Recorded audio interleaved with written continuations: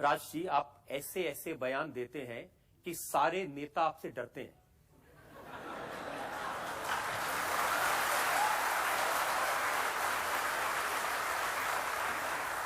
मैं जो कहता हूं वो सच कहता हूं, इसलिए शायद वो डरते होंगे। आप किसी को कहीं भी कभी भी कुछ भी कह सकते हैं। मैं आपको उदाहरण बताता हूं। महाराष्ट्र के मुख्यमंत्री पृथ्वीराज चव्हाण, आपने कहा बिना पगड़ी के मनमोहन हैं। हाँ, क्योंकि वो बात नहीं करते।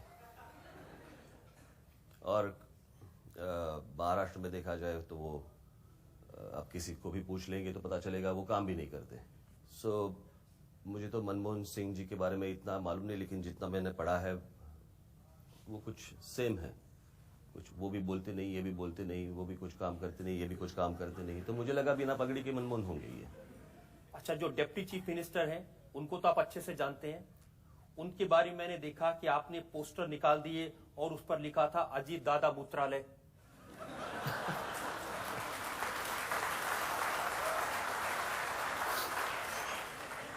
वो है पोस्टर मेरे पास। वो मैंने नहीं, वो पहले रेंगता था। वो है पोस्टर मेरे पास। वो मैंने नहीं निकाला था, हमारे पार्टी के लोगों ने निकाला होगा, बिल्कुल निकाला होगा, क्योंकि उन्होंने स्टेटमेंट ही इस तरह से किया था कि बहुत ही ऐसा क्या स्टेटमेंट कर दिया कि आपको अजीत दादा मूत्रालय बनाना पड़ा? उनका स्टेटमेंट बताऊं मैं? हाँ। उन्होंने कहा था कि महाराष्ट्र में पानी नहीं है तो मैं पानी कहां से लाऊंगा, अगर पानी चाहिए तो मैं उस कैनाल में जाके क्या मैं पेशाब करूं?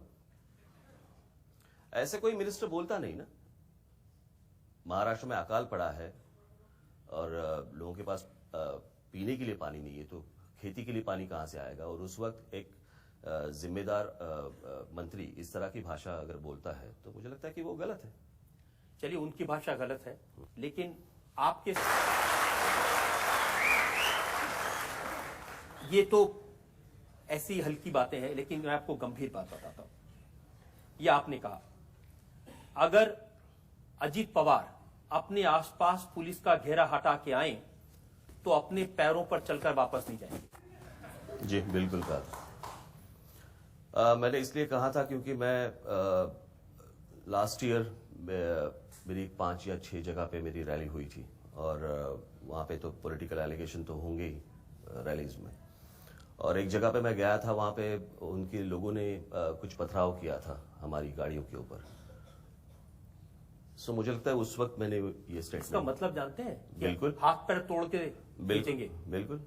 और कहा कि घर में घुस के मारेंगे। बिल्कुल।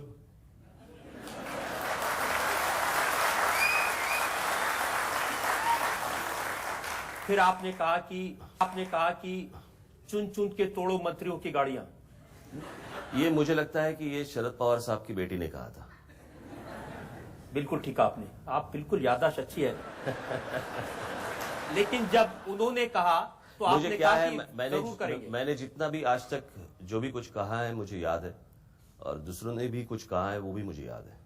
आपको ठाकरे जी, चुनाव का मौका है, आप भी लोकसभा के मैदान में हैं और सब लोग कह रहे हैं कि चूंकि आजकल नरेंद्र मोदी की हवा है, आपने पहचान ली है, तो उनकी पूंछ पकड़ के आप भी अपना इलेक्शन जीतने की कोशिश कर रहे हैं।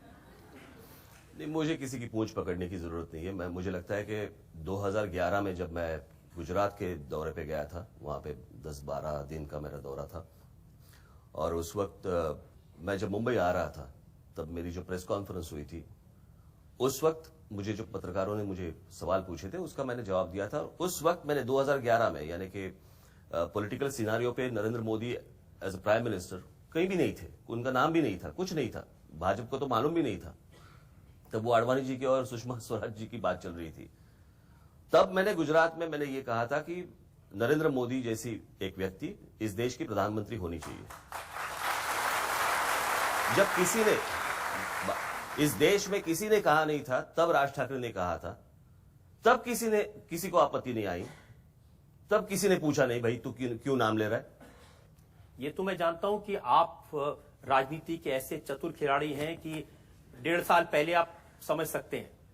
तो पब्लिक मीटिंग में कहते हैं कि अगर नरेंद्र मोदी को जरूरत पड़ेगी तो मन से उनकी सपोर्ट करेंगे। और इसमें गलती क्या है? राज ठाकरे जी, अलायंस शिवसेना और बीजेपी का है, होगा आप ना। कहां से बीच में आ गए? मुझे कोई बीच में जाने की जरूरत नहीं है। अगर मुझे एक आदमी का काम करने का तरीका अगर पसंद है, अगर उन्होंने जो भी काम किया है मैं उसका प्रशंसक हूं, अगर वो कल प्रधानमंत्री बनना चाहते हैं और अगर बनेंगे और मेरे जो उम्मीदवार है वो सांसद बन के अगर जीत के आते हैं, उसके बाद अगर मैं उनको सपोर्ट करूं तो उसमें गलती क्या है? गलती ये है, गलती की जनता को इंप्रेशन ये आ रहा है जैसे आपका अलायंस है नरेंद्र मोदी के साथ में, बीजेपी और मनसा का अलायंस है। नहीं, बात ऐसी है ना कि ये सारी चीजें ये परसेप्शन की बात है। मैंने जो कहा है वो मैंने मन से कहा है और जो मेरी इच्छा है वो मुझे प्रकट करने के लिए मुझे कोई रोक नहीं सकता। कल अगर पकड़ लीजिए, अगर मैं ये डिक्लेयर ही नहीं करता तो आप जैसे ही लोग मेरे को बोलते हैं अच्छा तो अंदर से कांग्रेस को सपोर्ट कर रहे हैं, ये मैंने डिक्लेयर नहीं किया तो आप बोलेंगे कांग्रेस को सपोर्ट कर रहे हैं, मैंने मोदी जी को सपोर्ट किया तो आप बोल रहे क्यों कर रहे हैं? मेरे बोल आपकी अदालत में नरेंद्र मोदी जब आए थे, मैंने उनसे पूछा था ये सवाल। हाँ, तो उन्होंने कहा भाई जो भी मुझे जहां भी समर्थन देना चाहे मैं इसमें क्या कर सकता हूं। तो बात खत्म। बात खत्म नहीं हुई। जैसे ही आप नरेंद्र मोदी का नाम लेते हैं ऐसे ही उद्धव ठाकरे भड़कते हैं। अबे उसका मैं क्या कर सकता हूं? मैं उसका क्या कर सकता हूं? आप उनका गठबंधन तोड़वा देंगे। मुझे कोई जरूरत नहीं है। देखिए, उनकी अगर दो पार्टियों को अगर देखा जाए तो आज कोर्ट में उनके डिवोर्स पेपर है तैयार, लेकिन अभी जैसे आप बोलते हैं तो देखते हैं हम राजीव प्रताप रूडी उन्हें मनाने जा रहे हैं। अभी उनको कौन कौन मनाने जाए तो मैं क्या कैसे रोक सकता हूं? ये मनाने और रूठने की वजह आप हो गए ना। अब मैं क्या कर सकता हूं? उद्धव ठाकरे ने कहा कि शरद पवार के साथ आपका पर्दे के पीछे अलायंस है। उसके लिए पर्दा भी तो बड़ा होना चाहिए। देखिए, इनके सांसद दिल्ली में कहां रहते हैं, कहां जाते हैं, किन पवार साहब के दरवाजे के बाहर कौन खड़े रहते हैं, एक बार आप दिल्ली के हैं, आपको भी मालूम होगा कौन कौन वहां पे जाता है। मेरे तो सांसद है नहीं, उनके घर के बाहर कौन रहते हैं आपको ही मालूम होगा। ये सवाल इसलिए पैदा होता है कि शरद पवार आजकल आपकी बहुत तारीफ करते हैं। अभी नहीं, मैंने उनका इंटरव्यू पढ़ा, वो कहते हैं कि वो जब तारीफ करते हैं तो समझ लीजिए डरना चाहिए। वो जब गाली देते हैं तो समझना चाहिए चलो अच्छी बात हो रही है। वो कहते हैं कि एमएनएस से डरना चाहिए। ये अच्छी बात है। वो कहते हैं एमएनएस को लाइटली नहीं लिया जा सकता। ये भी अच्छी बात है। उन्होंने कहा कि राज ठाकरे की पब्लिक मीटिंग में बहुत भीड़ आ रही है। वो सच है। तो अगर पवार साहब आपकी इतनी तारीफ कर रहे हैं तो कुछ ना कुछ तो मंशा होगी पीछे। अब उनको पूछिए, मेरी तो कुछ है नहीं। सब आके अगर मुझे अगर आंख मारते हैं तो मैं क्या करूं?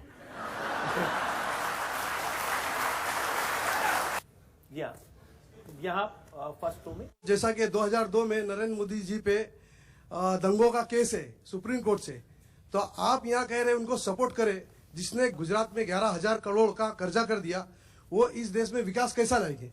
पहली बात तो यह है कि जो 2002 में हुआ वो किसी को पसंद है ऐसी बात नहीं है, लेकिन उसके बाद जिस तरह से गुजरात की जो डेवलपमेंट हुई है, मेरे पास बहुत सारे ऐसे मुस्लिम भाई आते हैं जो मेरे साथ बात करते हैं और कहते हैं कि जो अभी हुआ सो उसको कुछ नहीं कोई कर सकता, लेकिन अभी जिस तरह से वो डेवलपमेंट कर रहे हैं, बहुत सारे मेरे इंडस्ट्रियलिस्ट दोस्त हैं जो कुछ मुस्लिम हैं, उन्होंने मुझे कहा कि जिस तरह से वहां पे डेवलपमेंट हो रही है, जिस तरह से इंडस्ट्री को वहां पे लाने की कोशिश हो रही है, वो मुंबई के हैं, उन्होंने मुझे कहा कि मुझे आज लग रहा है कि जाके गुजरात में बैठ जाओ।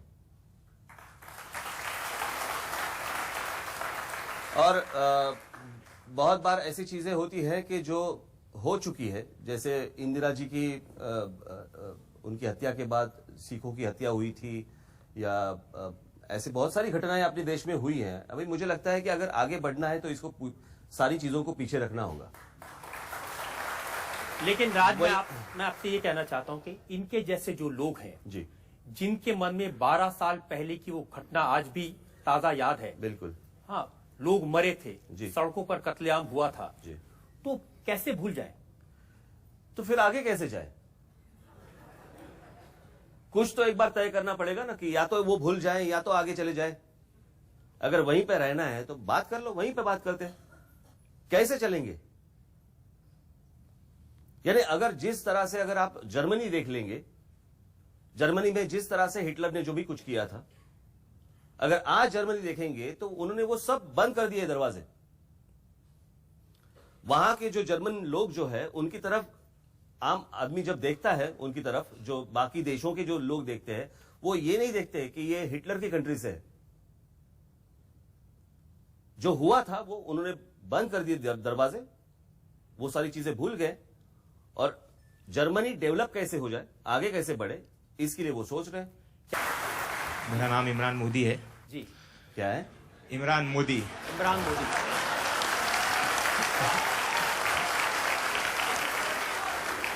जी, इमरान साहब, आपको लेके घूमना चाहिए। आप सब जगह जाते हो कैंपेनिंग करने के लिए, तो हमारे मुंबा देवी एरिया में क्यों नहीं आते हो? ऐसी जैसे हमारा भिंडी बाजार है, डोंगरी है, आप वहाँ पे क्यों नहीं आते हो सर जी? बुलाइए, आऊंगा। अरे सर, आपको ऐसा लगता है कि हम आपका वेलकम नहीं करेंगे? मैं वही बोल रहा हूँ, बुलाइए, आऊंगा। हम तो हमेशा बुलाते सर जी। चलिए अब ये जिम्मेदारी आपके ऊपर हो गई, आप बुलाइए और सबके सामने उन्होंने प्रॉमिस किया वो जरूर आएंगे। जी सर, अभी बुलाएंगे आपको बिल्कुल आऊंगा, और आपको आना चाहिए। बिल्कुल आऊंगा। Thank you. पूछिए।